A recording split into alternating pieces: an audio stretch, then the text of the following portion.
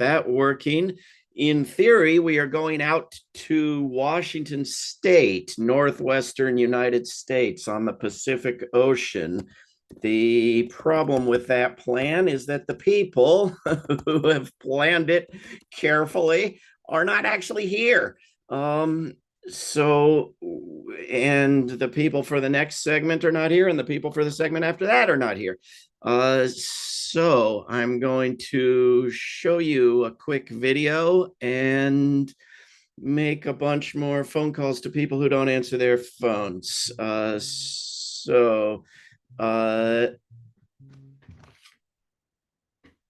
So hang on 1 second. Hang on 1 second, please.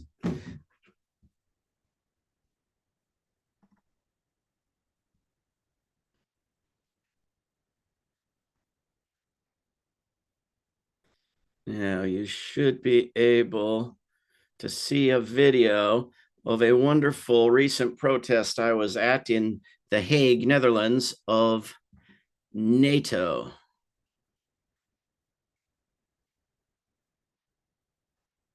Let me make sure that this is sharing properly. You think it is? Let's go!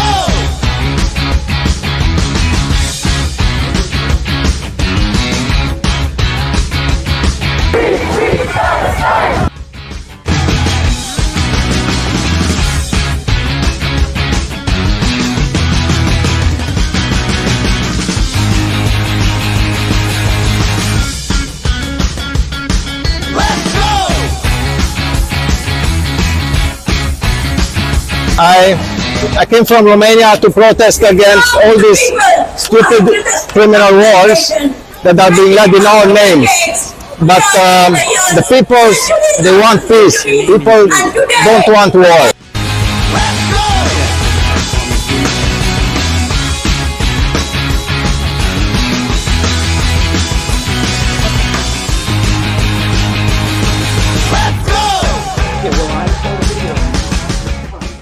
Here we are walking through the streets of The Hague, Netherlands to protest the NATO summit. It's hot, we're tired, but it's a lot more fun than sitting home worrying and moaning and bitching and whining about it. You got to get in the streets, you got to join us, we got to have events everywhere. This weekend, the next weekend, this fall, next spring, we got to build a peace movement. These wars are out of control. Get out here with us. Let's go!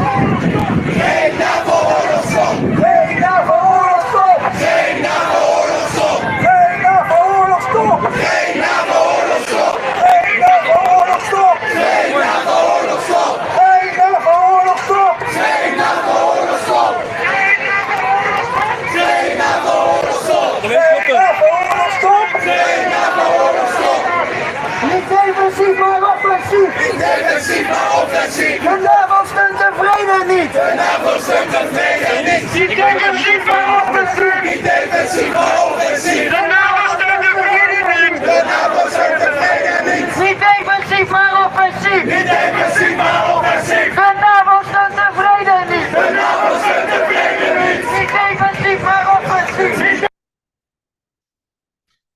Okay, so we are 5 minutes into this 30-minute show from Washington State, but we can't start it until Lucas shows up. So we are going to go to another terrific video.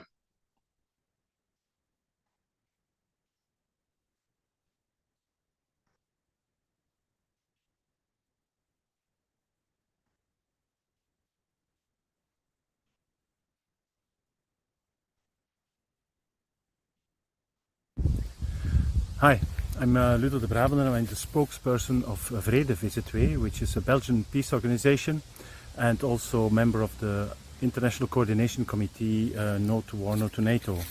And with this network that has been established in 2008, we organize or help organize or co-organize each time there is a NATO summit, a counter summit, which is usually a conference where peace activists gather to discuss current problems of militarizations, nuclear arms.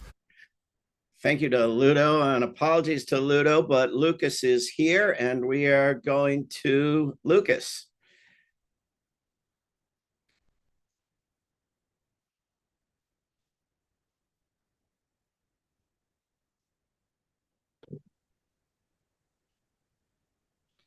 Lucas, you're up.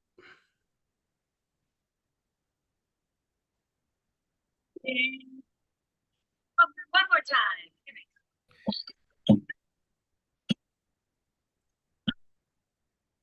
Lucas, we hear some strange noises, but we don't see anything.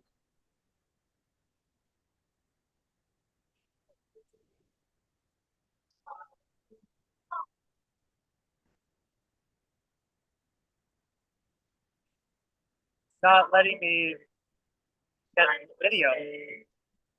What the hell?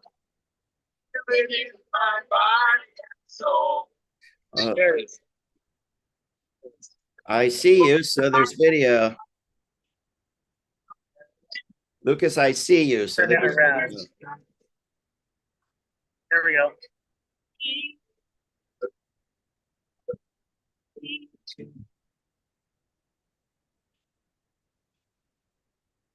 Do you have original sound set?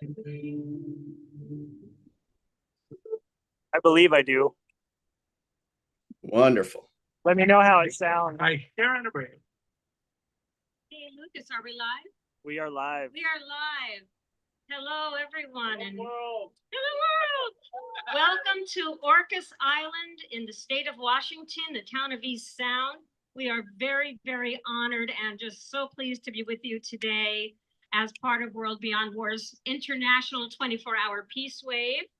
I'm Sharon Abreu. This is Michael Hurwitz, and this is a whole bunch of our friends here that are out here. You can't really quite see all of them at one time because it's actually pretty intense in the hot sun where our videographer Lucas is standing. So we have some people in some shady areas, but you'll get to see them. I'd like to introduce the pastor of Emmanuel Episcopal Church here on Orcas Island. We are right now on the Labyrinth, which is right in between the church and the parish hall. And I'd love to have Berto Gondora come up and say a few words. Thank you. Thank you, Berto.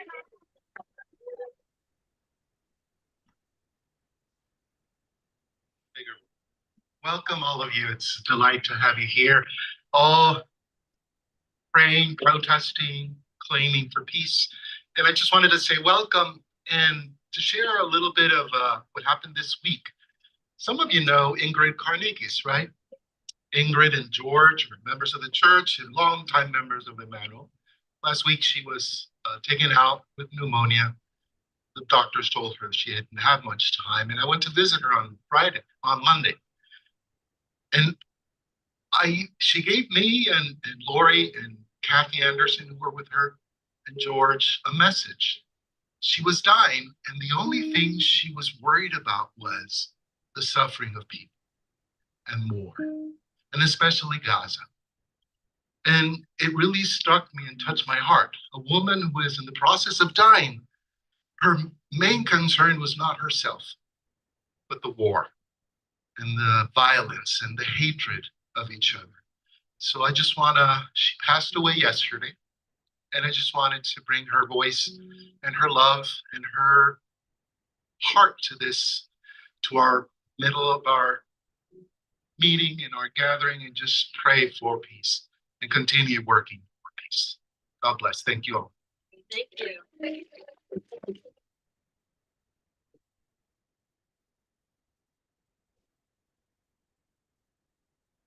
I would love to invite you all to join us in singing John Lennon's Imagine. We've been singing this song at peace events for oh man, more than 20 years, you know? And it's just the timeless song. We actually are changing one word in the song, and some people do and some people don't, and that's fine. Because we have spiritual and religious people among us, we are not singing "And No Religion To," we are singing "No Oppression To." And I think that just about covers the intention of that line. So here we go. Ready?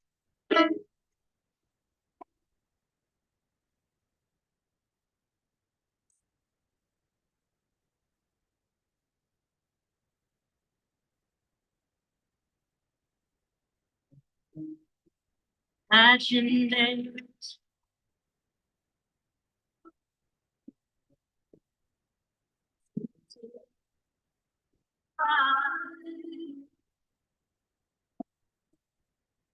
don't have Yeah, it's more silent musicians, Lucas, because the setting's wrong or for whatever reason.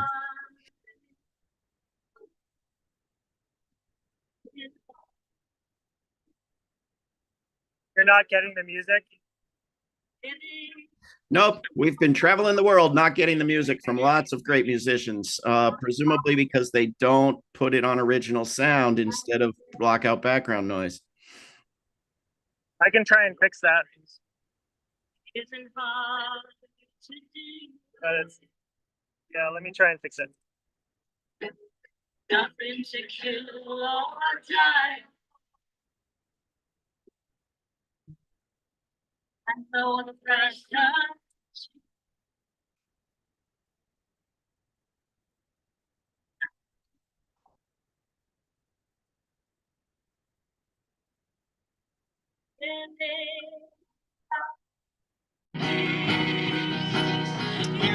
Yes, nice. But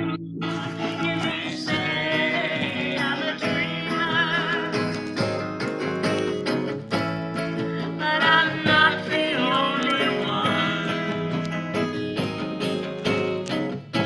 I hope someday you'll join us,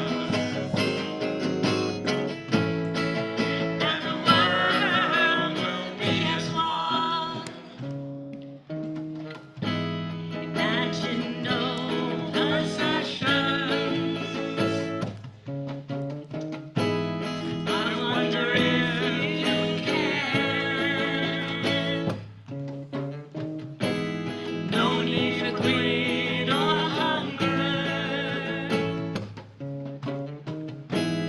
Brotherhood of men and women and every one of us. Imagine all the people sharing all the world. You in this state of a dreamer. Oh, but I'm not the only one. I hope someday you'll join us, and the world will live as one.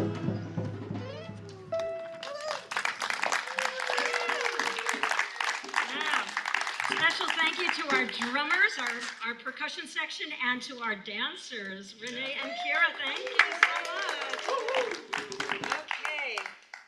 I would now like to introduce Jill McCabe Johnson, who's going to share a poem with us. And she's not quite ready because I skipped a song.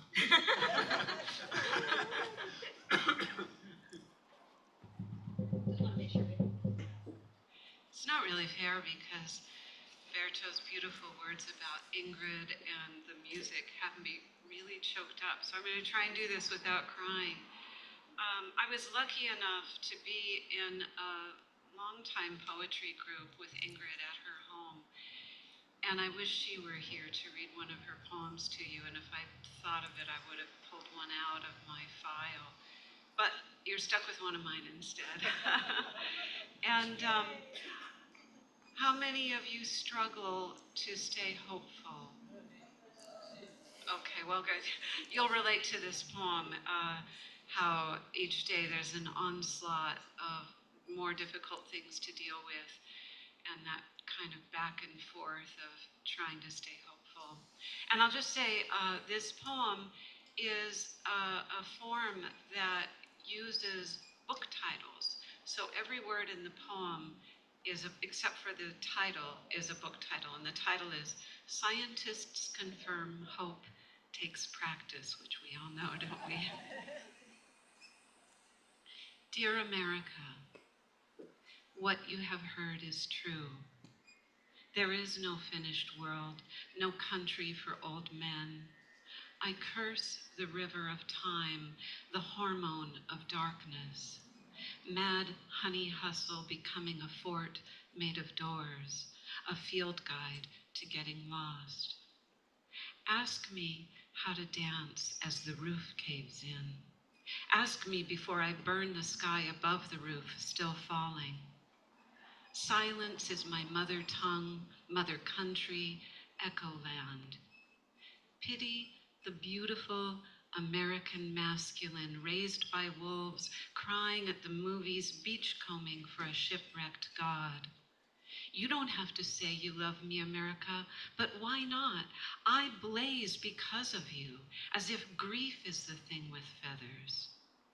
Strange as this weather has been, I just lately started buying wings. Even now, the heyday of the insensitive bastards, it's okay that you're not okay.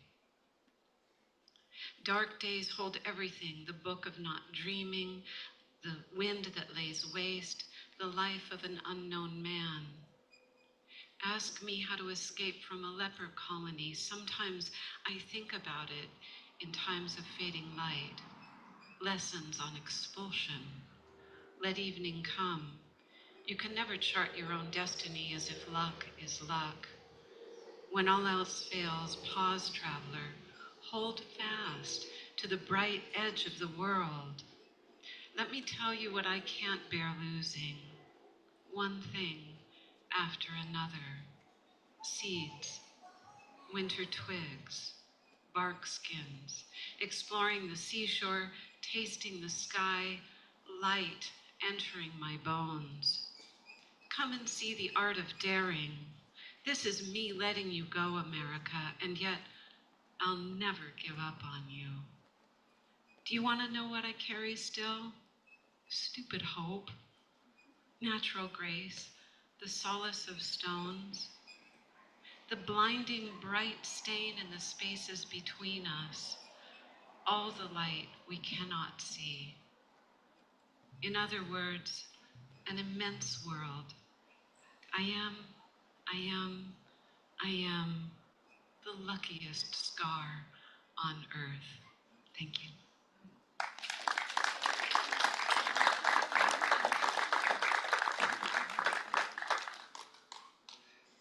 Nos queremos paz en este mundo. Queremos paz. Yes, I'm sorry that I should be able to credit the person who wrote this, and I don't have the name with me, but this is a well-known, We want very short. peace in this world. We want peace in this world, and we all do. Every one of us. Most of us. Just sing along with us. It's just a short song, Paz. Queremos paz y libertad en este mundo.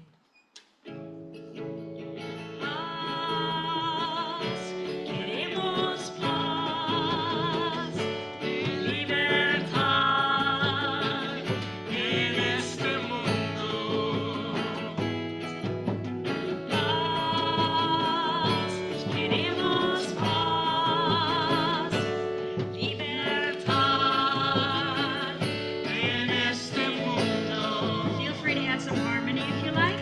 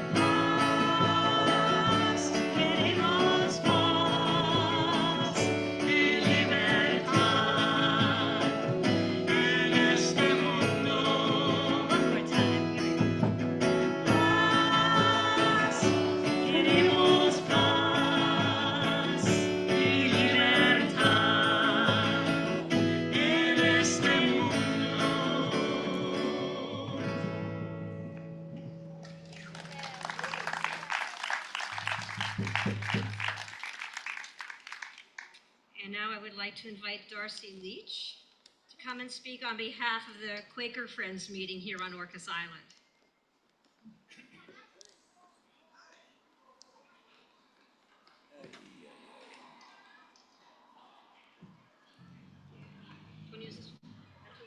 This is good. Good afternoon, everyone. As Sharon said, I'm a member of the International Society of Friends, otherwise known as the Quakers. We have a meeting here on the island. I thought I would share a bit of our peace testimony. Quakers don't have a creed that you have to believe in order to be a Quaker, but we have several testimonies. I always lose track of how many there are, but one of the oldest is the peace testimony. I can't read the whole thing as it's a little long, but I'm going to read several paragraphs of it if you don't mind. From early in our history, Quakers have taken a clear stand for peace and against military action. This is our most well-known and widely accepted testimony, and one of our oldest. It came from the clear vision early Friends had of a world transformed by love. They believed that using violence to deal with conflict was contrary to the spirit of Christ. George Fox, an early founder of the Friends, declared that he lived, quote, in the virtue of that life and power that takes away the occasion of all war, end quote. In a declaration to King Charles II in 1660, Fox and other Quaker leaders said, quote, we utterly deny all outward wars and strife and fightings with outward weapons for any end or under any pretense whatsoever, end quote. The testimony of peace doesn't mean that Quakers are passive. Friends turn to the weapons of the spirit: love, honesty, goodwill, imagination, compassion, humor, which allow God to reach out through us to those with whom we are in conflict. Since we know there is that of God in every person, we know each person is worthy of infinite respect. Friends stand as a positive witness in a world still torn by strife and violence. When we open ourselves to the divine presence, we can do no less than use this gift in and among ourselves, and we work to manifest it in the world. I'm going to skip, and the next paragraph is about conscientious objection and how we have the first allegiance is to the divine, to the spirit of truth and love. And when that comes into conflict with the laws of the state, we have an obligation to disregard those laws. Our peace testimony begins with opposition to war and is a positive affirmation of the power of good to overcome evil. We seriously consider the implications of our employment, our investments, our payment of taxes, and our manner of living as they relate to violence at all levels. We remain sensitive to the covert as well as the overt violence inherent in some of our long-established social practices and institutions, including unfettered capitalism and the unjust distribution of wealth. We work to change those elements which violate our conviction that there is that of God in everyone. And I just want to do one more quick quote from a friend. This one is from Rufus Jones in 1927. Those who propose to hold aloof from fighting and claim the privileges of peace must become devoted peacemakers.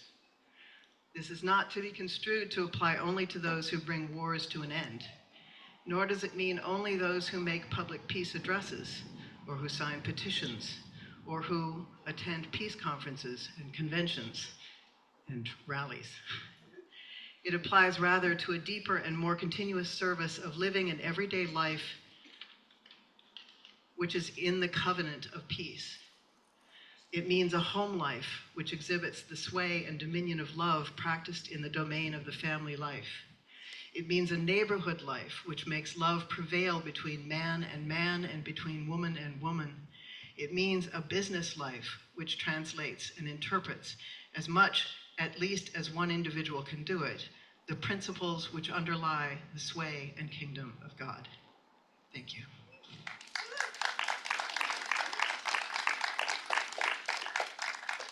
Thank you so much, Darcy. Well, we only have a couple minutes left. I want to thank everybody for coming. I want to thank David Swanson, Kathy Kelly, and everyone at World Beyond War for having us participate today. And I'd like to introduce Davis Limbach, and I think we're going to be going out with one of Davis's songs that he's going to teach us right now. And we're going to be on the same mic. And we can keep singing after. We can keep singing after. Yes, we can keep singing. Peace, Forever everybody. and ever. Peace, Let's everyone. all sing more. Wouldn't that just make a more wonderful world?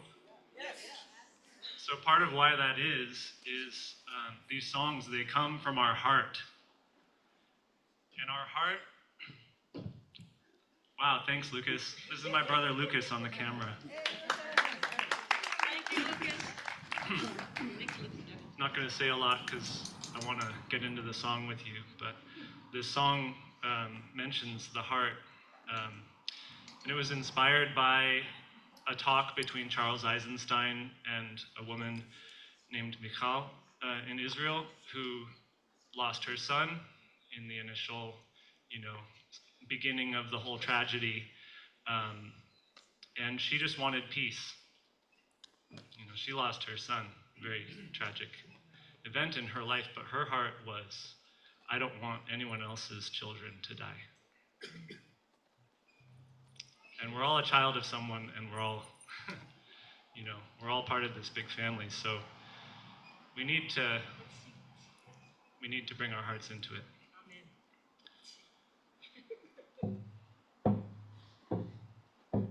Show me your heart. I am not your enemy. Show me your heart. I am not your enemy. Show me your heart. I am not your enemy. Show me your heart. I am not your enemy. You can open your hand. You can. You can.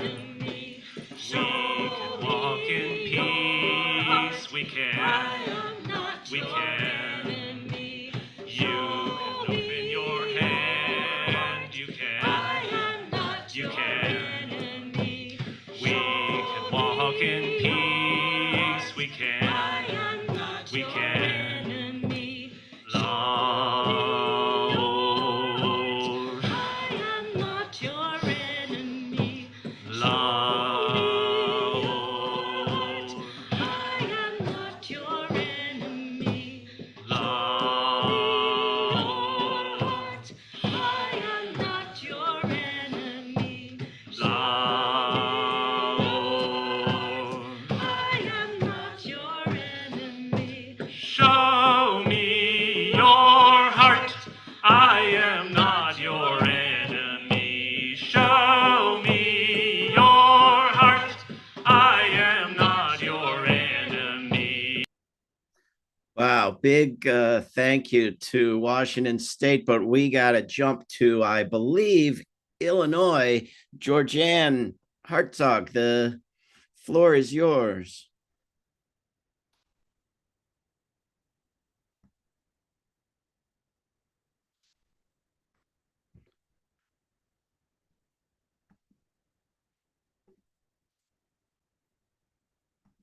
Georgianne, are you there? Will call you will be deported. Georgianne, I briefly heard something, but don't see something. We died in your hills, died in your deserts. We died with your valleys, we died. Georgianne, we're on hearing, but your not, hills. we're hearing and seeing something. We died in the trees and we died in the bushes. Both sides of them hill, we died just the same. Somos ilegales y males y vicios. Se acaba con trata de caminar. Mexican border. They see us like outlaws after this life. So it's sideways and vertical. I'll see if I can't call somebody near you.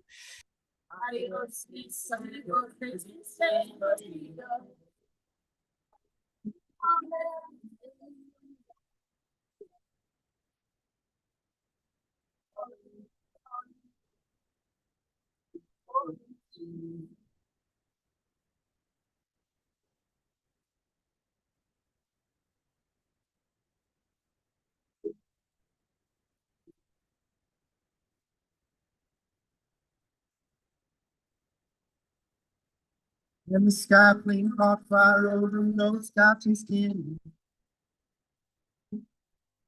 Like a fireball of lightning, and it shook all the innocence. Oh, you are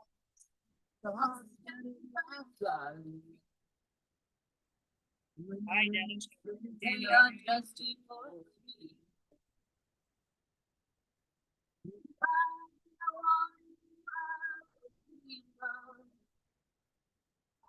It has to be vertical. Is that better? Okay, good. That's what you'd like? Yeah.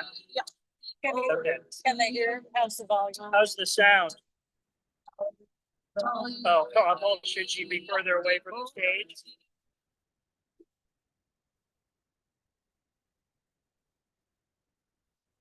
Here's the best way to be more good.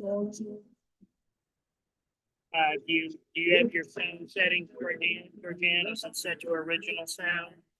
No, because we weren't expecting to record music during. Gotcha, okay. So if you're able to do that, that would improve sound quality. Otherwise, maybe we should move further away.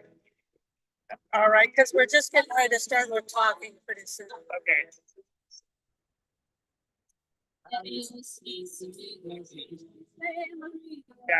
Gotcha. All right.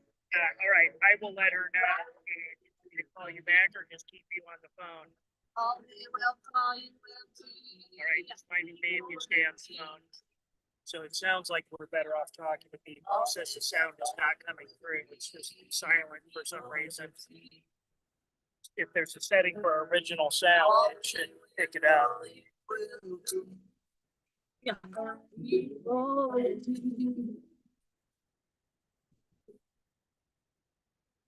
Thank you guys. Thanks so much for joining us. Hey, Poppy and Beth, give it up for Barry back here on the guitar. Barry Kaiser. And happy birthday, Buckminster Fuller.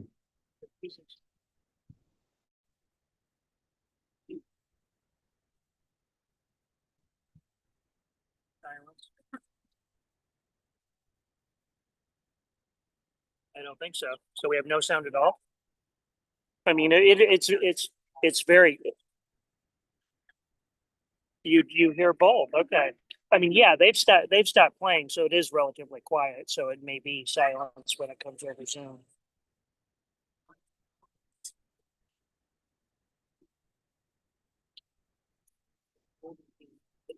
Another round of applause for Beth and Poppy. And I don't know if we're transmitting. He says he's seen a picture of the Golden Gate Bridge. Well, that's because I hit He's the seen wrong. this. I want to see. It's kind of an interesting thing. Well, So next it's I'm gonna got these welcome, stupid Rich Whitney, options for upstage, editing, and I don't want it. and, Georgianne Herzog is. Are you going global yet, Georgianne? Well, we're trying to, but we're having trouble with this So there's silly a program phone. today called the Global Peace Wave, and that is an international thing happening all over the world. And we actually are on the schedule to be aired from 5:30 to 5:45. It's happening now. So Carbondale, say hello. Yeah, no background. Is That what we sound want. is- Parts, right? It's like That a sound is perfect great. Upload. with Does that say a lot of upload different or? ways. In some ways, he struggled Oh, it says profile and video because filters. and voice We did not know in them. artistic No. counterculture groups, and then ended up working with some of the greatest minds and industries all over the world. So Rich Whitney is going to explain what the Global Peace Wave is. And then after that, I know that We Travel are going to be setting up and Did we they get will rid be of the Golden Gate starting Bridge? shortly after the Global Peace Wave. Yes. We've got a distant view of a stage and the sound is good now. No sound is good. That's a stage, right? Thank you, Elizabeth. Are we good? Again, the sound will be awful again unless you put the correct setting for music, but as long as it's speakers, it sounds great. I think so. Okay, very good. All right. Okay, thanks, bye. Put up there. All right. Greetings, fellow citizens of Spaceship Earth from Carbondale, Illinois, USA. My name is Rich Whitney. I'm with the Peace Coalition of Southern Illinois, United National Anti-War Coalition, and World Beyond War, coming to you from the Buckminster Fuller Dome Home celebration in Carbondale, where, as you just heard, we are celebrating the birthday of the great visionary and peace advocate R. Buckminster Fuller with a block party sponsored by the Buckminster Fuller Dome Home nonprofit, which you can learn about at fullerdomehome.com with the assistance of the city of Carbondale. For those of you who are here locally, we are webcasting this short address as part of the Peace Wave, an event sponsored by the global anti-war organization World Beyond War. It's a 24-hour-long Zoom featuring live peace actions from around the world, moving around the globe with the sun. You can learn more about World Beyond War at worldbeyondwar.org. As Elizabeth indicated, it is fortuitous, an amazing coincidence actually, that we are having the World Beyond War Peace Wave on Buckminster Fuller's birthday. For those of you who are unfamiliar with him, Buckminster Fuller was an architect, systems theorist, writer, designer, inventor, philosopher, and futurist. The designer of the geodesic dome, holder of 28 patents, and the person who popularized the concept of Spaceship Earth, raising public awareness of the fact that we live on a planet of fragile ecosystems that require careful stewardship, not reckless plunder. Fuller's concepts of synergy and Spaceship Earth promote a holistic understanding of our interconnected world, emphasizing the importance of sustainable resource use and global cooperation. He coined the term synergy to capture the principle that when one is engaged in cooperative action, the whole is greater than the sum of its parts. He understood that we have the technological and productive capacity to make Spaceship Earth a great place that can well provide for everyone's needs and everyone's health and benefit. But to do so requires new ways of living that emphasize cooperation and peace, not exploitation and war. Fuller wrote, and I quote, "We are going to have to find ways of organizing ourselves cooperatively, sanely, scientifically, harmonically, and in regenerative spontaneity with the rest of humanity around the earth.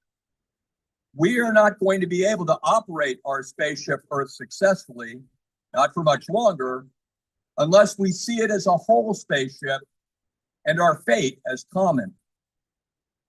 For these reasons, Bucky declared numerous times that war is obsolete.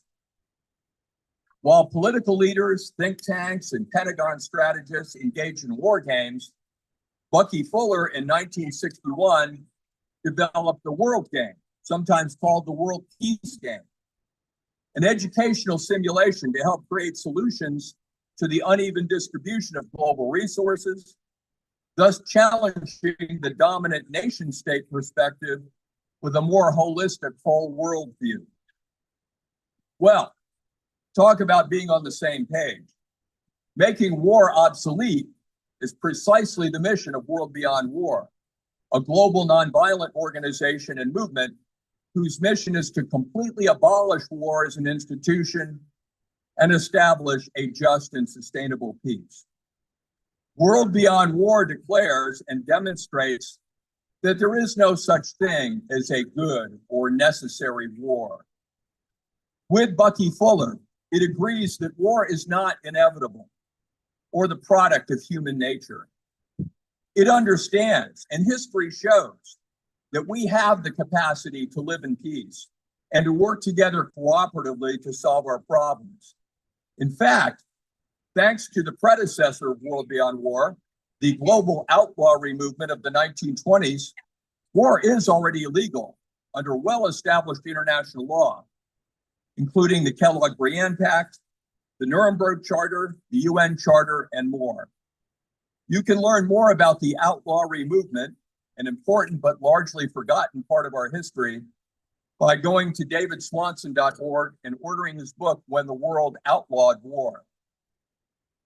But unfortunately, we live in an outlaw nation, and many other people live under other nation states that simply do not follow international law, but repeatedly violate it, citing phony pseudo-legal pretexts like the responsibility to protect, or the rules-based order, or combating terrorism, as if you could combat terrorism with more terrorism.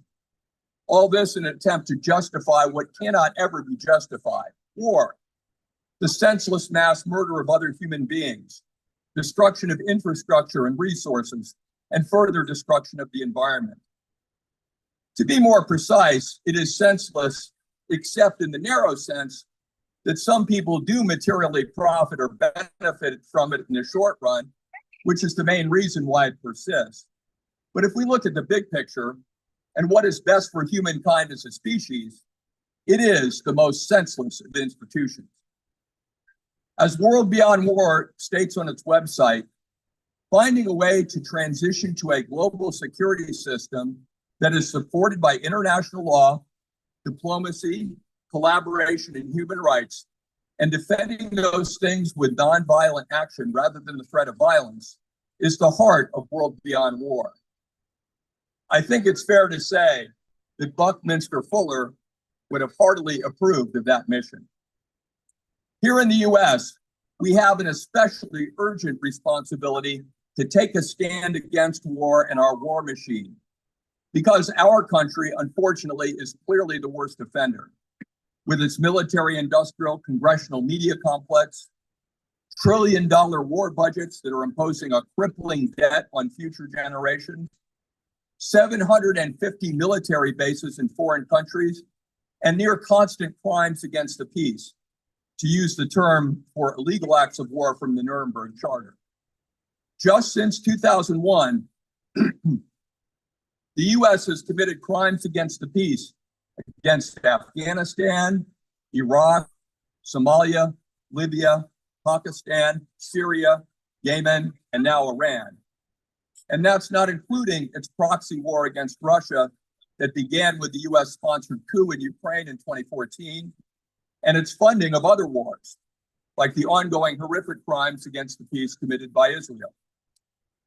So on this day, and in the days ahead, let us honor the memory of Buckminster Fuller, and let us honor the memory of the outlawry movement and others who have struggled so hard to create a peaceful world and who made war illegal, by committing ourselves to the mission of abolishing war until that mission is accomplished.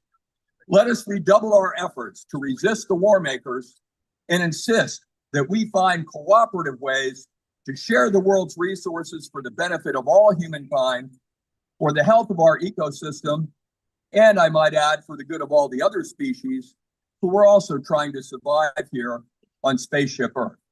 Thank you for listening.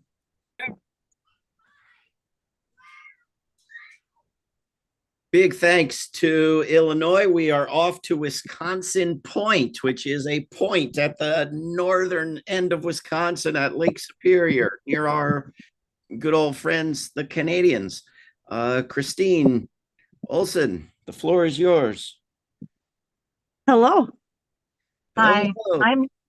I'm Dorothy Walden, and I'm with Northland Grandmothers for Peace.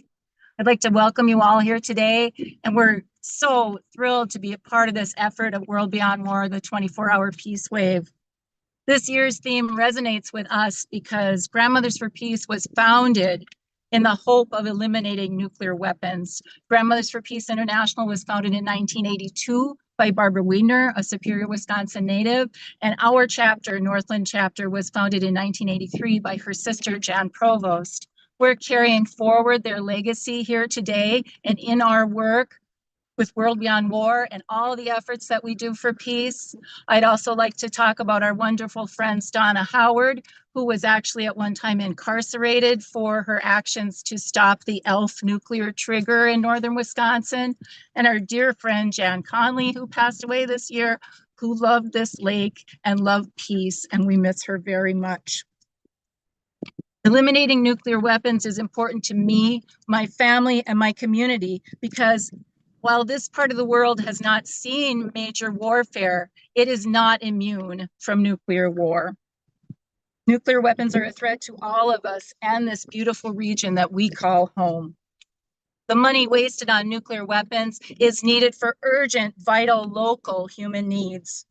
Real security is healthcare, housing, jobs, education, clean water, air, and food. Our government plans to spend $1.7 trillion over the next 30 years to rebuild the entire nuclear arsenal. Nuclear weapons are not just bigger bombs. They're far more destructive than conventional weapons with disastrous, long-lasting consequences. Nukes are an environmental disaster.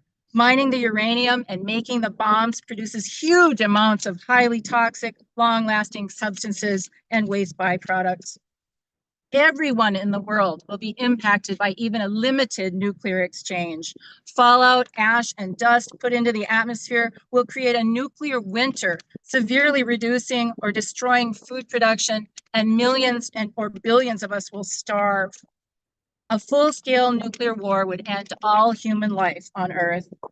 No nation or its people are secure as long as nuclear weapons exist. Nuclear weapons are the only weapons that can actually destroy this nation. The United States has had geographical protection that is not relevant in a nuclear exchange. Our military dominance, long questionable, is fading and offers no shelter in nuclear conflict. For children, for elders, for the planet, nuclear weapons must be eliminated. My name is Tom Morgan. I'm an active member of the local chapter here in the Twin Ports of Veterans for Peace, Chapter 80, Hello World. Today we're gathered on the beautiful shore of Lake Superior, just outside the Twin Ports of Duluth, Minnesota, and Superior, Wisconsin. Across the lake, up to the north, is Canada. Lake Superior was called Gichigami by the indigenous Ojibwe people. That means Great Sea. Lake Superior is 560 kilometers long by 257 kilometers wide and is the largest lake in the world by surface area. Lake Superior contains 10% of the Earth's drinkable fresh water. It would be a crime against nature and humanity if Lake Superior were made undrinkable because of nuclear fallout. No political, ideological, or national security objective would be worth the human and environmental costs of any use of nuclear weapons. The United States and the world would be more secure if nukes did not exist. Negotiations and treaties work. Past arms control agreements have reduced the number of nuclear warheads from more than 80,000 to 13,500 today. We could easily continue this process. We call on our government to sign the Treaty on the Prohibition of Nuclear Weapons and begin negotiating an end to all nuclear weapons. No one is safe until all nukes are abolished. Thank you.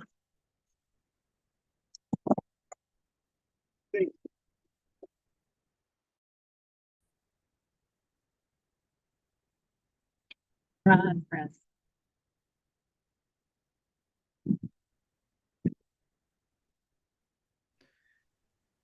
If you can hear me, you're sideways. Yes, 1 second. Tech issues here. And is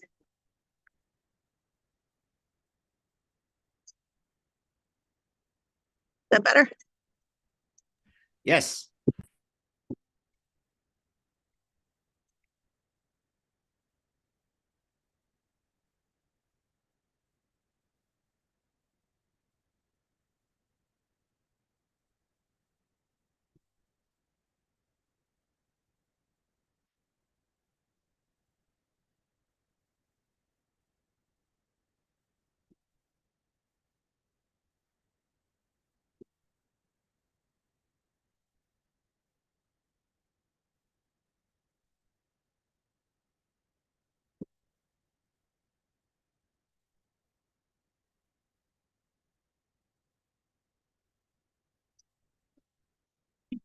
In the Bible, we are told, not here today. Can't recommend with people to Are we supposed to be hearing music? Yes, You have to change the Zoom settings to original sound. If you, I thought I did. One moment. we've been doing a tour of the world of silent musicians, and we got one place to do the settings right, and it was remarkable.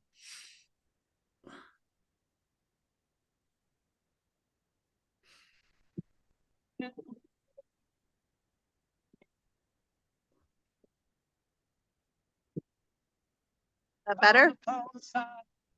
I mean, it's back from being sideways, but there's just tiny little bits of sound here and there.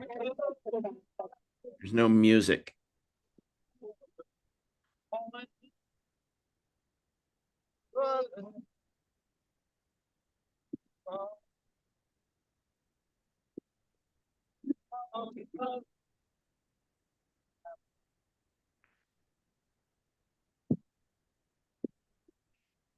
I think non-musical speaking is going to be better because we're going to actually hear it, you know.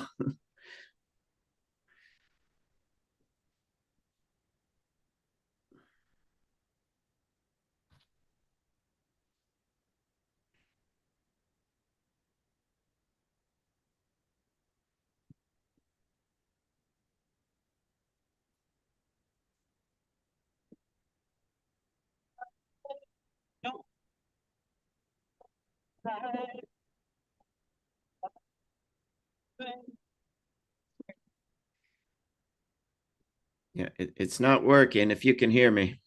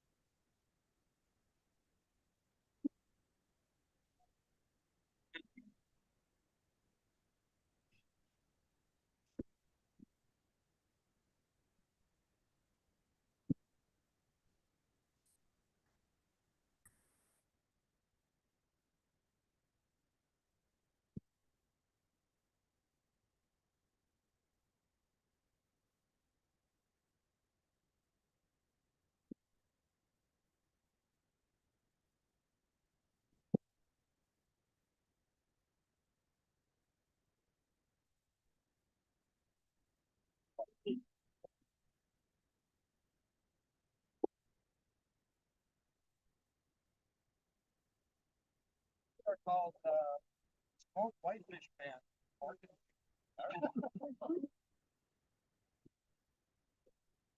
Should be.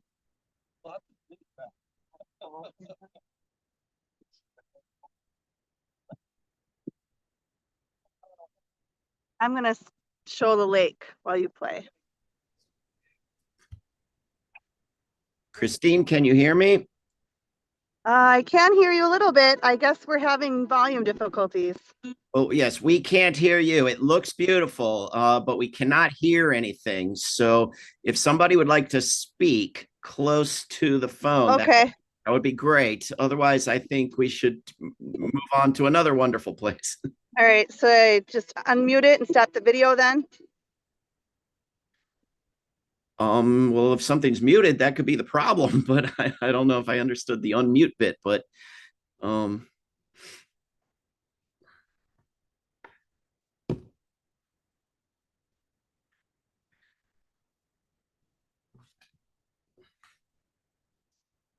hello.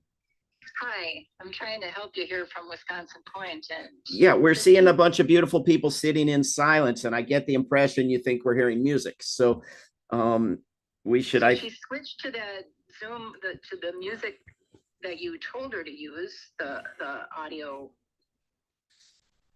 I can't explain, but you know, everybody's seeing silence. I don't think it's just me. So maybe we should move on, unless you want to like say some closing remarks. Or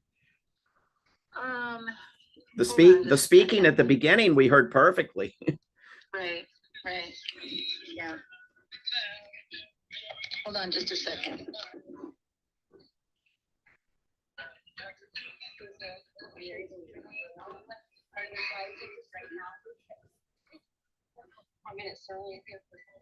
We've got somebody who'll speak.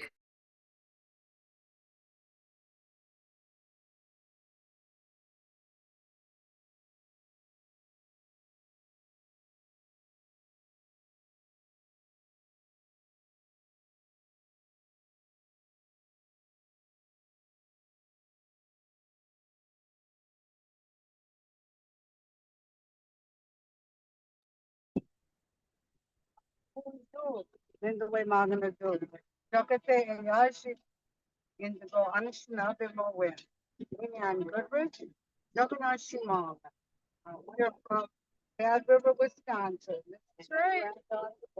And we're here representing, supporting our allies here, helping to protect the water, helping to protect the people, and protect all that is sacred. We're here to help address some of the military actions that are happening worldwide, stand in solidarity with our relatives. And bringing that message again, that water is life, and the dangers that nuclear holocaust would impact our water here and impact all humanity, life on this planet. Solidarity. Send that message out again to help protect the sacred. All life is sacred. You may go ahead.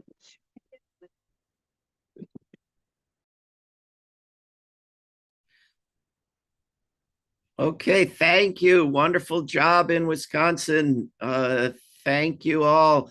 We are going to move to the next bit of the Peace Wave.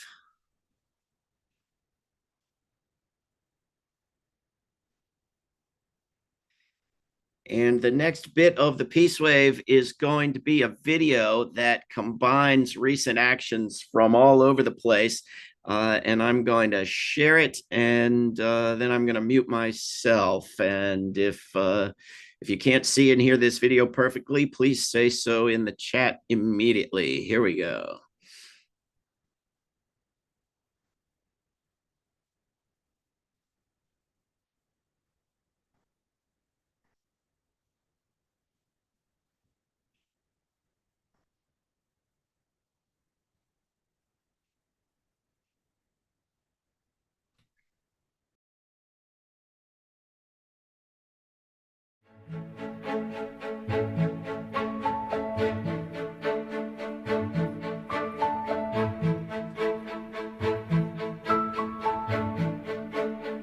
The Oregon Peace Trail is an opportunity for an external journey from Oregon City to Ashland, and an internal journey of being more conscious about oneself, one's values. The Oregon Peace Trail is inspired from the Camino de Santiago, where people take a peace pilgrimage. Here in the United States, we don't really have something similar. The purpose of having a peace trail, and specifically a Rotary Peace Trail, is to bring a physical presence to what peace can be.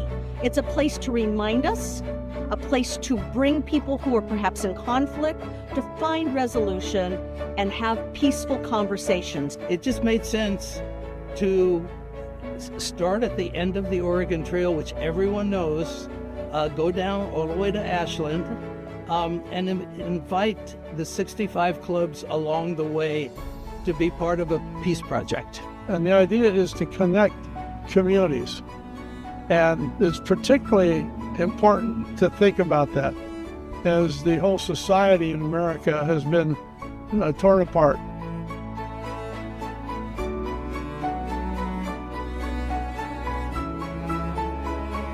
This was a search for new land. This was a search for new opportunity. This took an extraordinary amount of ingenuity. The Oregon Peace Trail is encouraging folks to get out into nature, to walk along the various different paths. Those paths are the same thing that helped start the Oregon Trail. Immigrants did not simply pick a trail. They followed previous indigenous pathways, and as those pathways were followed, they got wider and wider, more used. The Oregon Peace Trail attempts to go backwards to the original footpaths of the indigenous people.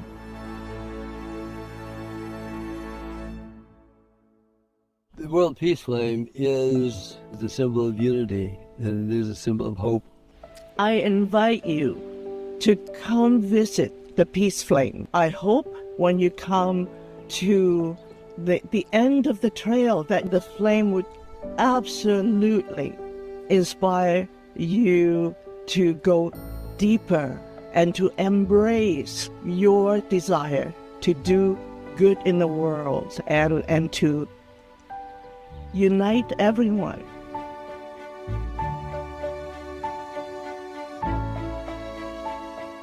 The Peace on Earth by 2030 game, or the Peace Game for short, is a game that has been going for the last 5 years. The 7 peace practices that people actually play as a game are empowerment, oneness, unity, cooperation, abundance, love, and faith. And these are all human values that we want to embrace all the more in ourselves, in our world, in the community.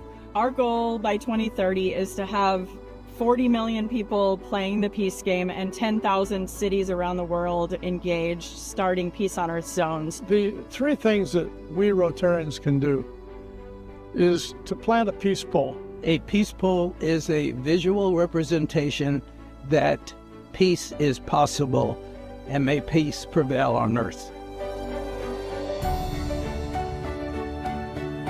Rotarians are encouraged to play the peace game as individuals and learn about ways that they can promote peace in their own lives and in their communities and in the world. Already 1,500 actions have been taken around the world by Rotary Club members alone. And the third thing that comes naturally if you do the first 2 is to create a Peace on Earth zone and to talk about it. We're creating peace here. We're building a culture of peace. The Peace on Earth zone scales up the peace game inside of communities. So those 3 actions become, as we multiply them by multiple clubs, a big deal, because this has not been done before in any service club, but certainly not within Rotary.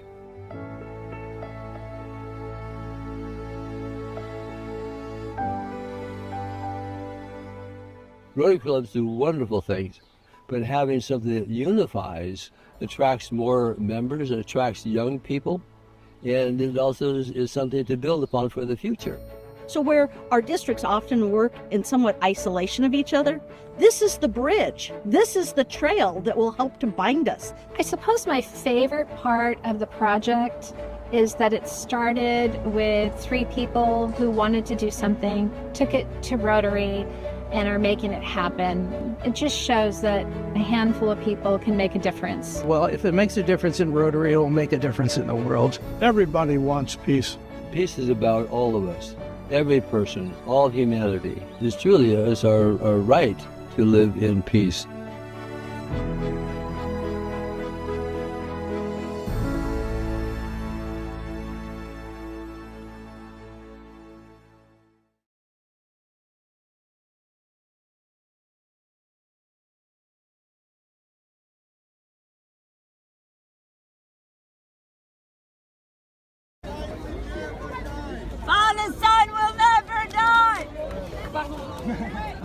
On me pousse, donc ils vont le prix.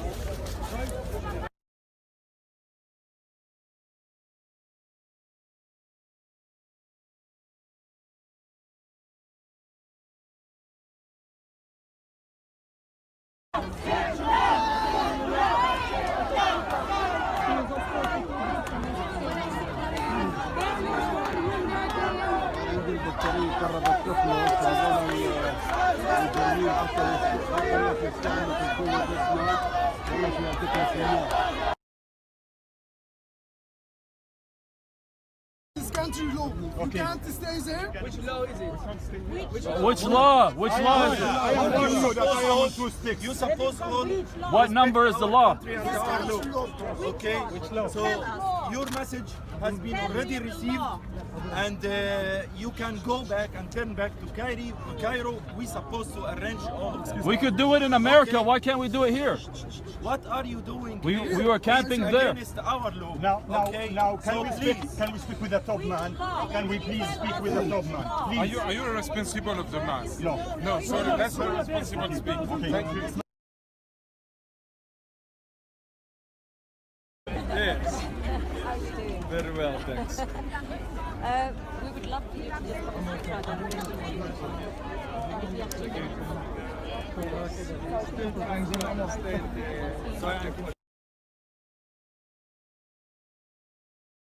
Hi, do you want to tell me why you're here today and your name, please? My name is Kelsey Lacey. And where are you from? Canada. Yay, Alberta, right? Yes. And what is your message? What is your message for the world and for Israel from today? Don't stop talking. We need to end this.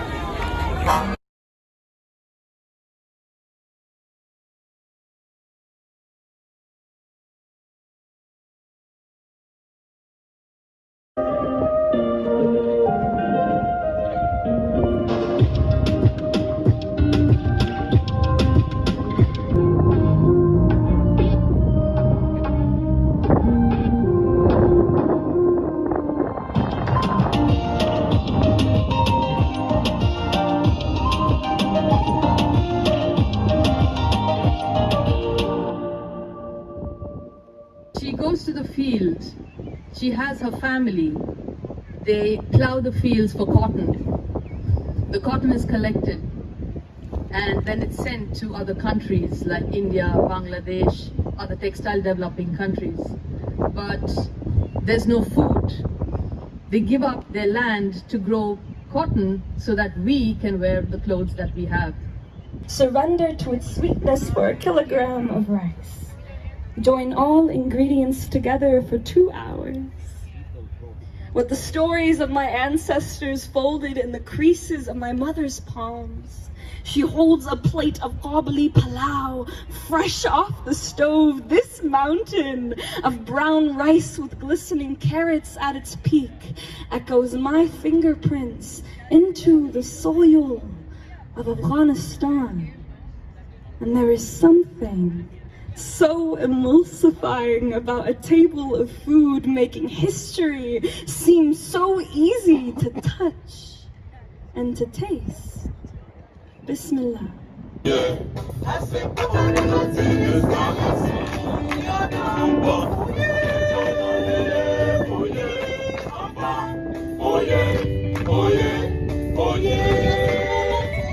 We are reminded of the rich tapestry of humanity's shared experiences, from the ancient pyramids of Egypt to the vibrant cultures of our nations around the world. That started back in 2010 when a guy named Cortez McDaniel, who grew up in Southeast DC in some neighborhoods where there was some struggle, and he ended up in jail for a while, and he came out and he wanted to do some constructive work in the community. So we got to know Cortez, and we took a training together with an organization called the Nonviolent Peace Force.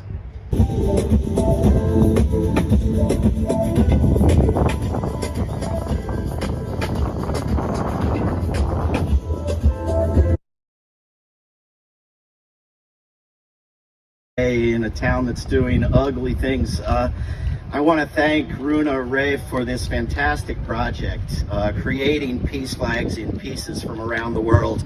And I want to thank all the men, women, and children who have contributed a portion of this creation. It is a wonderful symbol of what is needed, because we desperately need not only flags, but also institutions, governments, structures, courts, arbitrators, and diplomatic fora for peacemaking. And a culture of peace, celebrations of peace, helps us get there. Our national cities are sprouting war monuments like mushrooms after a storm. I can see one of them behind you. This temporary peace monument here radically changes this city and any other city it's in at least for a day or a holiday weekend. Our calendars are filling up with war holidays, but many of them used to be for peace.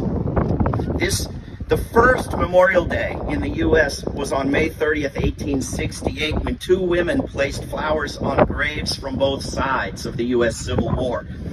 In a sense, this was an effort to finally end that war in U.S. culture, end the resentment, the bitterness, the hatred, the mythology of it, unite the children of the two sides in joint mourning of the tragic stupidity, and honor the dead, and by implication not create any more of them. Is there any better way to honor war dead than to create no more of them? Is there any worse insult to them than to go on piling them up? But like many a holiday originally for mourning the dead of both sides of a particular war, Memorial Day has been turned into a holiday for mourning and celebrating one side of many, many wars, the U.S. side, a very small fraction of the dead in the case of many of the wars. And that animosity over the U.S. Civil War is still with us. Today, it's in that house behind me. Today, think of how long that is. Think of how long it will be before people and their descendants recover emotionally from the many wars happening around the world right now. The people of the world are well represented by the people who have helped create these peace flags. The people of the world want art and beauty and would prefer investments in art and beauty to those in death and destruction and golden domes. Most people in the world want peace and want peace through peaceful means, as distinct from those weapons lobbyists and others who claim to want to create peace through war. We need flags and stories and songs and museums that tell the truth about the utter uselessness of war, that it endangers rather than protects, that militarism justified as deterrence actually provokes, that nonviolent activism can do better every useful thing ever claimed on war's behalf. Our amazing brothers and sisters in South Korea in recent months have been non-violently preventing a state of war. In Bangladesh last year, a student movement non-violently transformed that government. While in Bolivia, peaceful people non-violently prevented a military takeover. 2 years ago in Niger, non-violent demonstrations removed foreign military bases and deterred a foreign invasion. Indigenous communities in Latin America and in Canada are using the remarkable powers of non-violent action to protect democratic control from governments and from corporations. A couple of blocks from here, in a museum, you can see a counter at which participants sat in at one of the most important successful desegregation actions during the U.S. Civil Rights Movement. That exhibit should be multiplied 1,000-fold to encompass a truer picture of what nonviolent action can do.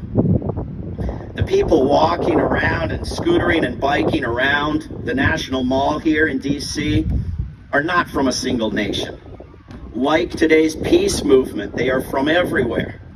They are from many of the places that these peace flags are from. They are from many of the places represented in online peace events today. where little by little, participants are learning to identify and think of themselves and talk as citizens of a world rather than partisans of a nation. When the government of your nation has attacked the nation of someone else with whom you are speaking in a video meeting, but the people of that nation are making great efforts for peace, once upon a time, you would have been sure to remark, "We bombed that place," identifying yourself with a military that you had been protesting and excluding your friend from your use of the term "we." Nowadays, you would be more likely to say, "We are working together to end the violence and create a better world," identifying with the good people of the world and not with any military. And this matters because the news media in whatever country you're in is likely to treat the deaths of those citizens as very, very important, but the deaths of people from the entire rest of the world as virtually meaningless.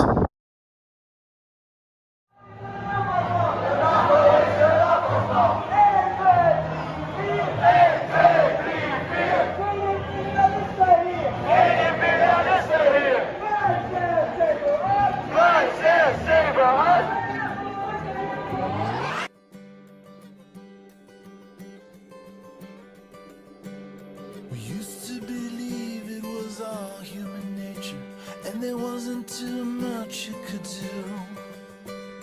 War is inevitable, that's what they said, and everyone thought it was true. So we blasted away with our bombs and our guns, till the smoke finally cleared and the fighting was done, only to find out that no one had won. Way back in the days before the end of war.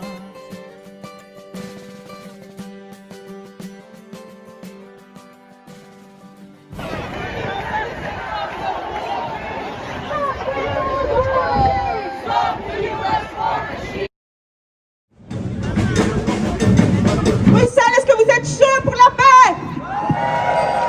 It's Swanson from World Field War. Thank you, Ludo. Wonderful to see you here. I saw a sign yesterday in Den Haag that said 5%. Is that what is left of your brain? I am old enough to remember when they just counted how many dollars or euros they were spending on weapons, and bases, and ships, and planes, and bombs, and troops in dollars or euros. If they wanted to say how many dollars they're going to spend on organized mass murder and destruction in next year's budget, they would just tell you in dollars. As mass insanities go, this made a certain amount of sense. You could compare what various governments spent on hellish slaughter in either absolute amounts or as per capita spending. Both of those ways of looking at it are completely gone out of fashion. It's not that they're incorrect. It's that speaking in that way about military spending is at best backwards, possibly suggests that you're working for Vladimir Putin, and almost implies that you're anti-Semitic. The preferred, the enlightened, dare I say the woke, way to measure military spending is as a percentage of an economy. You don't need to spend based on past spending or someone else's spending or the size of your population or what's required by your beliefs in militarism and the current propaganda about your enemies. None of that matters. Military spending is a public service now. It is like spending on protecting the environment or preventing diseases or assisting immigrants or facilitating cooperation if, we actually spent money on any of those crazy things. What was wrong with the old way of counting how many dollars you're spending? Well, even if you adjusted for inflation, it just keeps going up, up, up, up, up.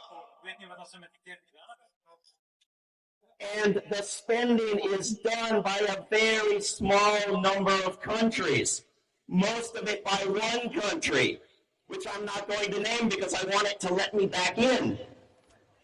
And most wars are in places with very, very low military spending. And most of the weapons come from those few countries with the high military spending. It doesn't look good. It could give the wrong impression. People could think the rich parts of the world were imposing wars on the poor parts of the world, the way they're doing with climate destruction. What was wrong with per capita military spending? Well, the United States is number 2 on the list, and if I said who was number 1, I could be convicted of Nazism.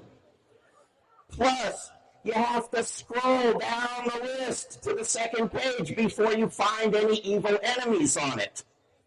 This will not do at all. And a percentage of government spending won't work because people get upset when they see that 60-70% of their taxes is going to wars. 50% per year. By next year, all government spending is war spending.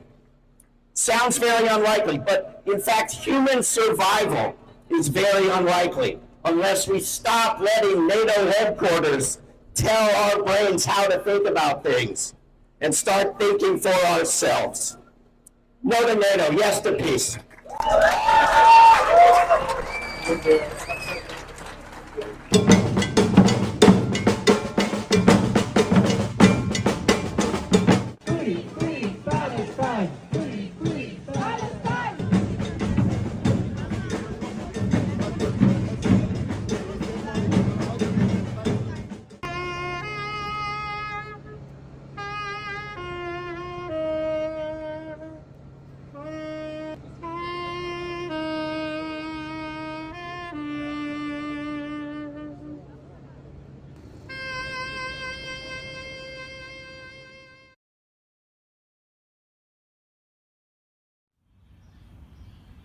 An alien has just emerged from the woods here in Phoenixville, Pennsylvania. And I'm wondering what this alien thinks about all our nuclear weapons and the fact that we're going to enhance our entire nuclear stockpile and missile systems in the very near future. What do you think, Mr. Alien? I think we should abolish nuclear weapons! I would agree with that. Do it now! Join back from the brink! To the government of Pakistan to nominate Donald Trump for the Nobel Peace Prize, just so there would be somebody who looked more groveling and subservient to this fascistic buffoon than does the average European government. As I travel around Europe to wonderful peace rallies and conferences and marches in Den Haag and Brussels and Geneva and Ramstein, I think to myself, here are millions of people, decent people, educated people, people educated beyond the capacity of the United States school system, which the European school system will no doubt be copying soon. And every single one of these beautiful people is represented by a government that bows and scrapes and does its best to do whatever it thinks the latest incoherent social media posts from the naked emperor might mean. This is not a role for governments. This is a role for court jesters, or what we in the United States call Congress members. Our governments are awful. Our people are fantastic. If democracy were a real thing and not just a slogan in a NATO video, money would be moving out of weapons to schools and hospitals and trains and green energy, and as a reverse arms race took hold to the project of replacing all these military bases with affordable housing and solar energy and museums to explain to our children the ancient rite of militarism. You all are doing the right thing. You are protesting, you are educating, you are agitating, you're shaking your neighbors a bit and telling them to wake up. I imagine you feel a little shame at allowing your government to become a vassal to a convicted felon, former television host who actually believes you should stare at the sun and that bombs end wars. The U.S. public is far behind you. People in the United States are allowing the United States military to steal land, to establish mini-apartheid communes, to shuffle nuclear weapons around, to prop up brutal dictators, and to wage numerous wars, principally by avoiding knowing that any of this exists. That's one reason that the anti-bases movement is strongest when it's global. We should be doing simultaneous actions in Ramstein and Washington with messages from the people of Ramstein on billboards in Washington, if only so people in Washington learn the word Ramstein and that the United States has foreign bases. Another reason we are stronger globally is because we can share lessons. How did the Czech Republic keep the bases out? How did Ecuador and the Philippines close the bases? How did Colombia and Montenegro stop new bases? Those who are talking with each other know the answers to these questions. We've been holding global days of coordinated actions. If you look at daytoclosebases.org, you will see that we have been building up this movement and building chapters of World Beyond War, which has activists in 203 countries, so the Pentagon can brag about its 175. In the U.S., the situation is basically here, but more so.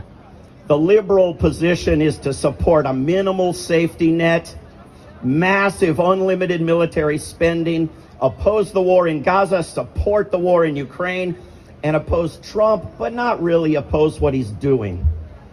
Recently, there were rallies across the United States on the day that Trump held a giant weapons parade in every town except Washington, so as not to actually oppose the weapons. Nations bordering Russia and Belarus all the way to Oman, dotting across the Indian Ocean and Southeast Asia, and squeezing most tightly into Okinawa and the rest of Japan and South Korea and Alaska and Greenland and Iceland.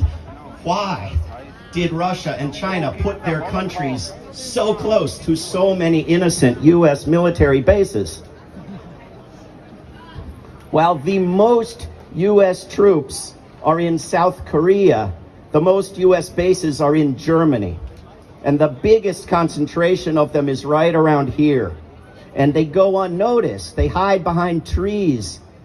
Yesterday I saw some troops on a train with camouflage on. I don't know if they thought I couldn't see them. But these bases make Germany a target, and one that its chosen enemies know the United States would rather sacrifice than the United States itself. They also make Germany's government a colony, willing to have its laws and constitution and pipelines destroyed, willing to have nuclear weapons put into its bases illegally. Possibly not at Ramstein anymore, but who knows? Who even is considered deserving to know? And Russia and the UK and France are now following this model of spreading the nuclear weapons around. And let's not forget that something has made the German government willing to take money out of everything good and decent and put it into wars because NATO says so. People will stop to ask themselves, what in the name of the holy dollar is the U.S. military doing in 175 countries? Most countries that have militaries have them in one country. In fact, the U.S. has not just a few troops, but over 850 military bases in some 95 countries that are not the United States. And while 17 other countries now have bases outside their borders, all of those combined are a small fraction of the U.S. foreign bases. And none of them resemble in size or content the sort of base that is nearby here, a resort with athletic fields and a golf course and a shopping mall and top-of-the-line services like a new hospital paid for in part by Germans who can't use it. Not to mention immunity for petty crimes and major crimes like crashing planes and permanently poisoning groundwater and guiding drone murders and refueling bombers on their way to bomb various countries. And then there is the very largest crime, provoking a world war. U.S. bases stretch in a wall from the top of Scandinavia, where dozens of new bases have been opened in the past few years. Thank you. No money for Israel. That's right. Oh, you found it. Well, this is one of them. He's got it over there. Right. Oh,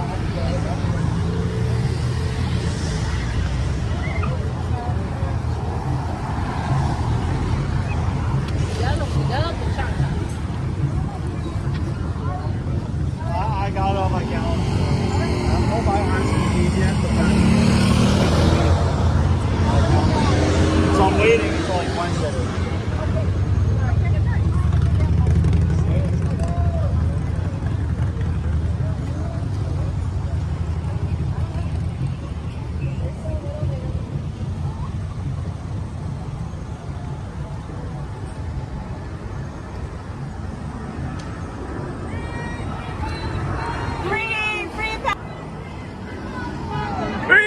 Free Palestine! Free Palestine! Free Palestine!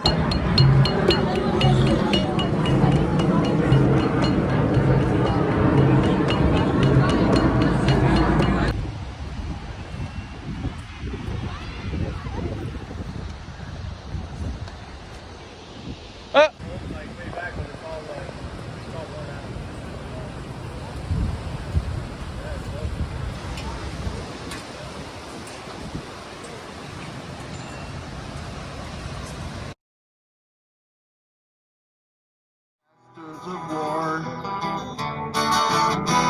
You that build the big guns. You that build the death planes. You that build all the bombs. 8 years ago, unfortunately, United States is still the greatest purveyor of violence. As we had witnessed, Ukraine could not continue its war with Russia without US support. Israel could not do its Gaza genocide for 15 months without bombs and planes supplied by United States. We are here to remind our congressmen and senators that we need to stop these wars. We need to join the Nuclear Weapons Ban Treaty. After the event, some of us will be delivering our demands to the two senators' offices here, Senator Alex Padilla and Adam Schiff, and Jim Costa's office. In 1985, Reagan and Gorbachev agreed that a nuclear war cannot be won and it must never be fought. At that time, the 5 nuclear states, USA, USSR, China, France, and United Kingdom, agreed to that statement that it should never be fought, and they agreed that they will reduce the risk of war and reduce the nuclear weapons. Unfortunately, some of our politicians and many of our leaders in Pentagon think they can win a limited nuclear war. It is asinine. There is no such thing as a limited nuclear war. When a nuclear war starts, it is the end of our civilization.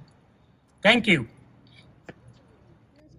Now we have current board member and past president of Peace Fresno, Camille Russell, who will talk to us about the doomsday clock.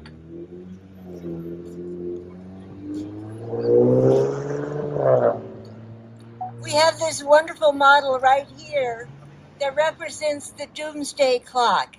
So as you can see, that's where it is right now. But as I speak, Ken Hudson is going to help us by moving the hands to make it show where it has been in other places during the nuclear age. The doomsday clock is a metaphorical representation of how close humanity is to self-destruction. It was created in 1947 for the Bulletin of Atomic Scientists that was inspired by discussions among scientists who had worked on the Manhattan Project that created the first bomb.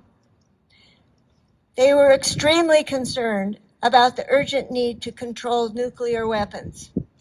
The clock uses the imagery of a countdown to midnight to convey the urgency of threats of a nuclear war, which will end the destruction of life on Earth as we know it. That's all life on Earth. Within just a few months or years, all of the planet's animals and people, everything we know here that's part of our environment will be destroyed. The clock's original setting in 1947 was 7 seconds to midnight. Oops. Not seconds. 7 seconds. Fiddlesticks.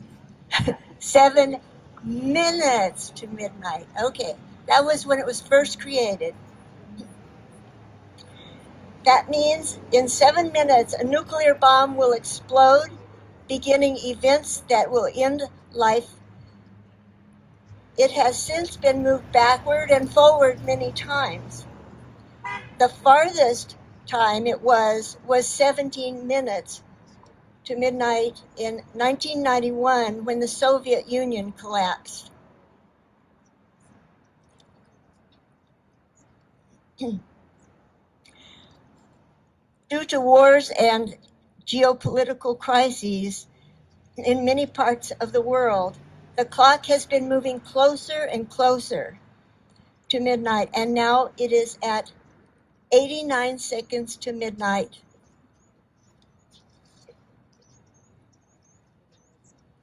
The closest that it has ever been. Just yesterday, the Bulletin of Atomic Scientists made their annual report and moved the doomsday clock to that position of 89 seconds. If a nuclear weapon is launched by any country, and if it is sent to one location, life on Earth is doomed. That's why we are here today, because most people don't have any idea of how close we are, according to the experts, to an actual nuclear holocaust.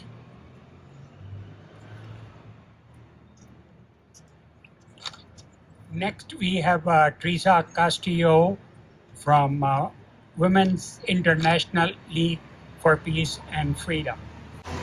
Hello. So yeah, here's the sign about what Camille just said. I am Teresa. I'm the branch chair of WILF, Women's International League for Peace and Freedom. And we have a disarm committee that it's a national committee as well as local. Our local branch chair for disarm is at Fresno State right now with an event.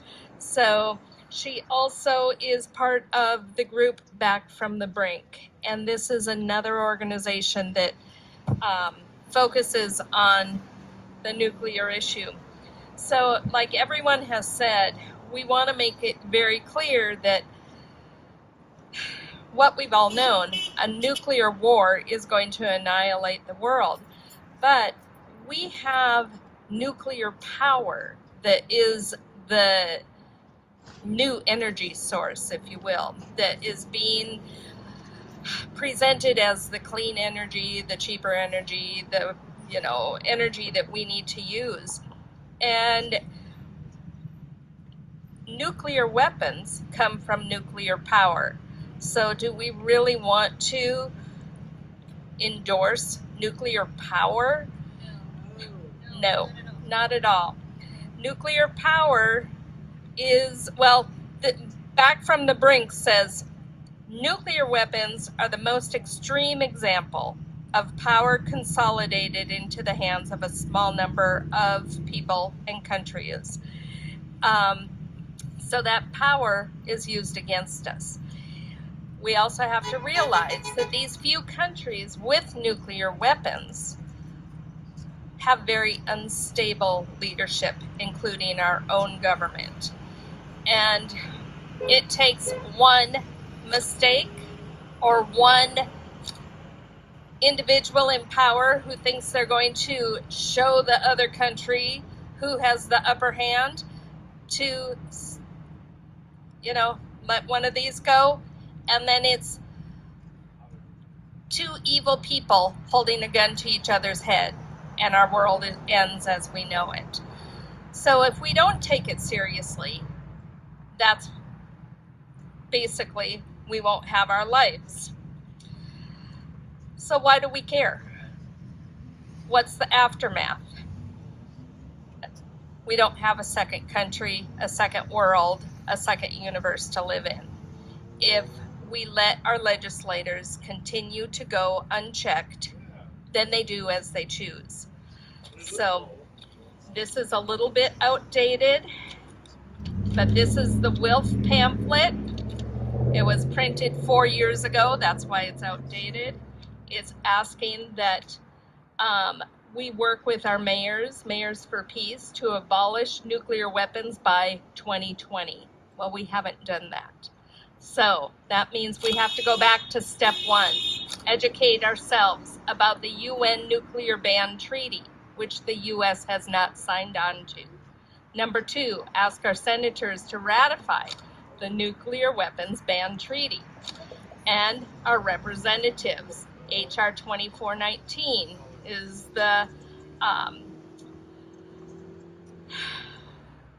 act to abolish Nuclear Weapons Abolition and Economic and Energy Conservation Act. You can join a WILF group, us locally. You can join the national group. You can join Back from the Brink. You can join ICANN. You can do it on your own. What we need are voices, and the voices aren't there. If we had, I believe the statistics is something like 3.5% of our population. That's very small. If we had that many people letting our representatives know that we disapprove of something, we will have change happen. That's very low. The few of us know people, we can expand this. I don't need to keep saying why. We all know why. That's why you're here today. Pick up information, it's at the table, and see what you can do. Hey, next, get ready for the die-in. Ann Merrill, current Vice President of Peace Fresno, will explain what it is and how we will do it. So, come on. Hi, everyone. Whoops. As Dan said, I'm Ann Merrill with Peace Fresno. Get close to the mic. And I will be leading you today in our No War, No Nuclear Weapons die-in. So a die-in is a form of nonviolent public protest. We are here to dramatize the horrors of war and nuclear annihilation by lying down upon the cardboard mats as if we were corpses. Or you can sit in a chair and slump over the table or stand with your head bowed, whatever works with you. So, we are here to demand that Trump and Congress stop the wars, genocide, and the threat of nuclear weapons. It's time to join with over half of the countries in the world and sign the treaty to ban nuclear weapons. And there's more information about that on the table, along with other steps the U.S. can take to make the world a safer place. Our government acts as if it's possible to win a limited nuclear war. We are spending hundreds of billions of dollars to upgrade the U.S. nuclear arsenal, while the nuclear weapons we already have are enough to blow up the world several times over. And the U.S. practices nuclear war games with NATO, where many of our intercontinental ballistic missiles with nuclear warhead capabilities are stationed. As if we can win a nuclear war. But nuclear weapons are not ordinary weapons. Modernizing our nuclear weapons does not make us safer. It only promotes the perception that a nuclear war can be fought and won. And that is a false narrative. With our launch on warning policy, an intercontinental ballistic missile, once launched, intentionally or by accident, can't be redirected or recalled. As long as there are nuclear weapons, there is a risk of nuclear war. It can happen in a few short minutes. So the details for the die-in are pretty basic. First, I will move the hands of the doomsday clock to midnight, and then there will be a nuclear attack siren will go off, indicating that the catastrophic end of the world as we know it is upon us. At which point, everybody turns into a corpse and we fall to the ground. So we have some mats there. There's mats over there. I got a couple mats here. Whatever you want to grab, kind of get ready to grab them at that time and find your sweet spot on the ground. As we lie on the ground, there will be a moment of silence as we contemplate our annihilation.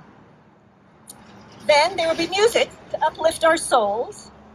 And finally, we will rise up chanting, "No war, no nukes." All right. And now, as the world engages in the unimaginable war and genocide and hovers on the brink of nuclear disaster, the doomsday clock strikes midnight.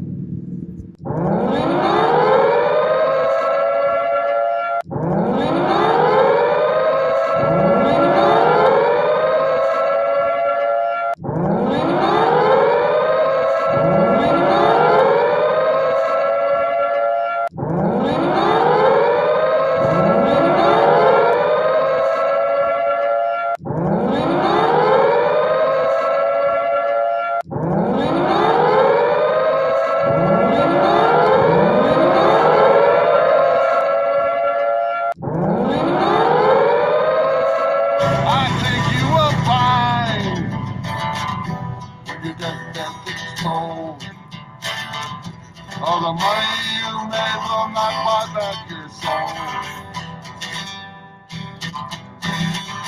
And I hope that you die, and your death will come soon. I'll follow your casket by the pale afternoon. I'll watch while you're lowered down to your death. And I'll stand over your grave till I'm sure you're dead.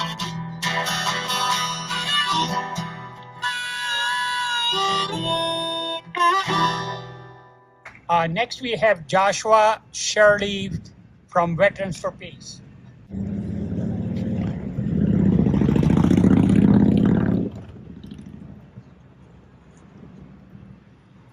All right, hello everyone.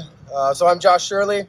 So I'm here representing, along with Dan Yassin, the Fresno Center for Nonviolence, as well as Veterans for Peace. And Veterans for Peace is an organization of military veterans dedicated to exposing the true costs and consequences of war and militarism. And as we all have heard today, of course, there is no greater cost and consequence of our militaristic posture worldwide than the proliferation of nuclear weaponry and the unimaginable destructive capacity and the global devastation that would be wrought if we ever crossed that line into a nuclear exchange. As a young infantry soldier, we trained sometimes in the use of chemical, biological, radiological, and nuclear warfare. And it was some of the most serious and sober training because it was always clear that all of this is a moot point, that if a nuclear exchange ever does kick off, that frankly, the lucky ones will be the first ones to go. There is no, as it's been said, there is no such thing as a victory in a nuclear exchange. And it only gets worse from there. It was a doomsday scenario, quite literally, and pretty terrifying. And as scary and as dangerous as times often were during the Cold War, what we are facing now today is much more dangerous. Back then, as bad as it was, we had official channels of diplomacy to avert this kind of disaster. That by and large worked in the sense that it was understood that it was madness, right? It was there was even an acronym, MAD, Mutually Assured Destruction. Fast forward to today, and we have people in power who speak and make foreign policy decisions with such recklessness that it is frankly criminal. We see the folly of this current U.S. doctrine that says that we can use these weapons in a limited capacity, and not to worry, we can deter aggression from whoever it might be, Russia, China, take your pick. How? By striking first. Something that used to be considered insanity for good reason. They believe, or they say, I'm not sure how they can believe it, that, wait, we have tactical nuclear weapons now, right? We have small, low-yield weapons that are able to be used against adversaries, and this will deter and de-escalate conflict. This notion of de-escalation by escalation. And if that sounds like stupidity, it's for a very good reason. It is. And the dirty little secret here is that militarily, our capacity to fight and win wars is not what most folks think it is. A lot of that, frankly, is hype. We have been sold a bill of goods. And so when we're faced with strategic setbacks, if we do engage in these conventional wars, the question is, what next? Will these lunatics go for the nuclear tools in the toolbox? And nothing about our current situation is encouraging. It's pretty discouraging, and that pertains to both sides of the aisle, quite frankly. So the only thing that is encouraging is the fact that people are rising up, beginning to wake up, as I always have, but we need more of this. We need a mass movement that, among other things, demands that we reduce and eventually eliminate these weapons in the short term, get back into treaties like the Anti-Ballistic Missile Treaty, ratify others like the Comprehensive Test Ban Treaty, which the U.S. has never ratified, and most importantly, join the TPNW, the Treaty on the Prohibition of Nuclear Weapons at the United Nations, along with the majority of nations in the world and the overwhelming majority of the global population. Again, there is no such thing as winnable nuclear war. The only wise nuclear strategy to ensure global security is eliminating these weapons. We must do this. Our very survival depends on it. The clock is ticking. 89 seconds to midnight. For peace and planet, we have to stop this madness. All right, thank you.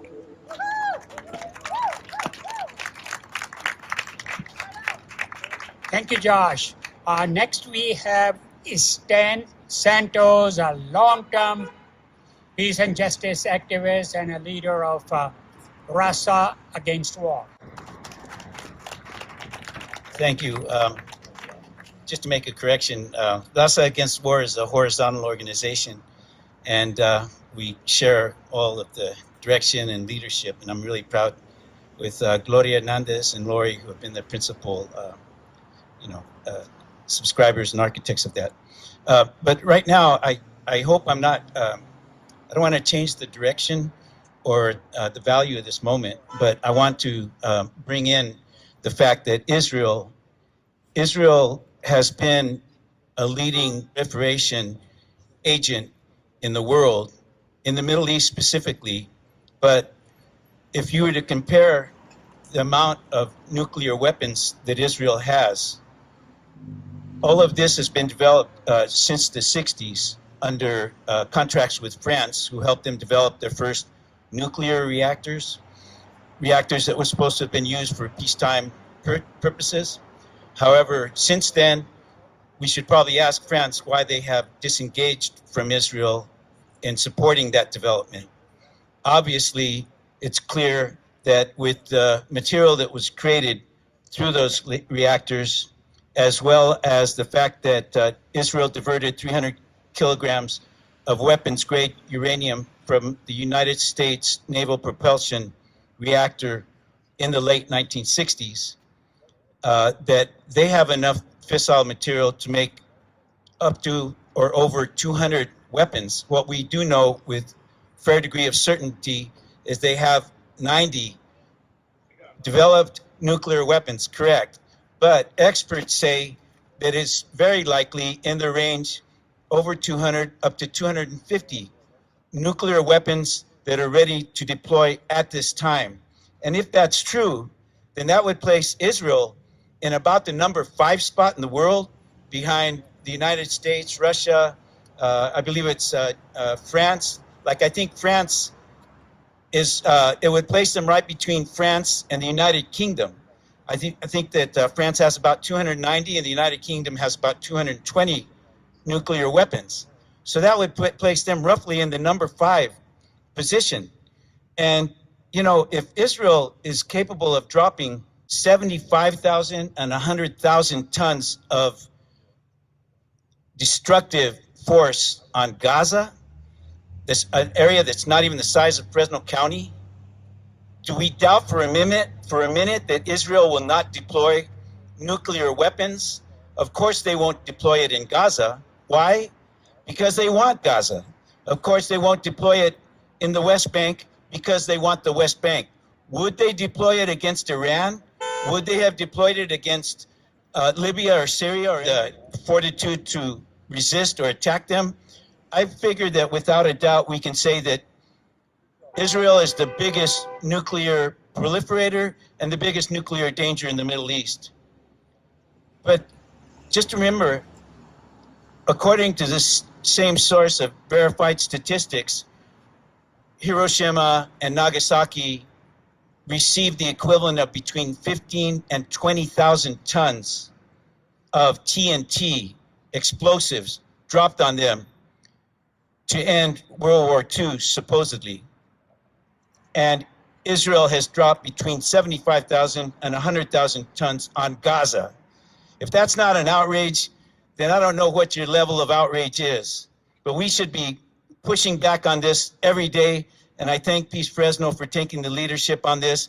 And it's very much connected to what's happening in Israel right now. And that's why we have to fight on that front also. But I would also like to take note of personal privilege, and I hope you can bear with me. But I'm really wanting to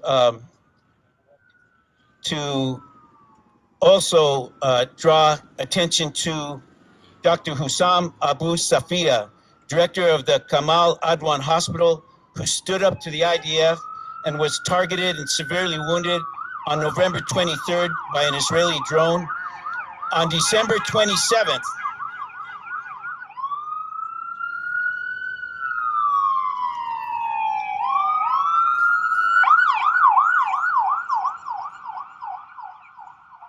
this is Dr. Safia, a highly respected director of the hospital at Adwan, Kamal Adwan. This is him when he was announcing his opposition to the IDF and his resistance to them shutting down his hospital. And he was resisting the IDF in their evacuation of the hospital. This is him, the last time he was seen in public. He's walking through the ruins of the hospital. He's walking up to Israeli tanks, barefoot and humiliated, to turn himself in, and he hasn't been seen since then. If that's not another outrage, then I don't know what the level of outrage in the United States must be. We pray for his safety. We will not rest until he is returned alive and well, or in whatever condition the Creator has determined, and his abductors are punished. Thank you very much, and thank you, Peace Fresno. Well, thank you to everyone for the past 24 hours. This concludes the 4th annual 24-hour Peace Wave. Be in touch with us. Let us know what you thought. Let us know what you're working on. Let us know what you think we should do next year, if anything. Keep up all the good work for peace all over the world. We'll be with you in the days ahead.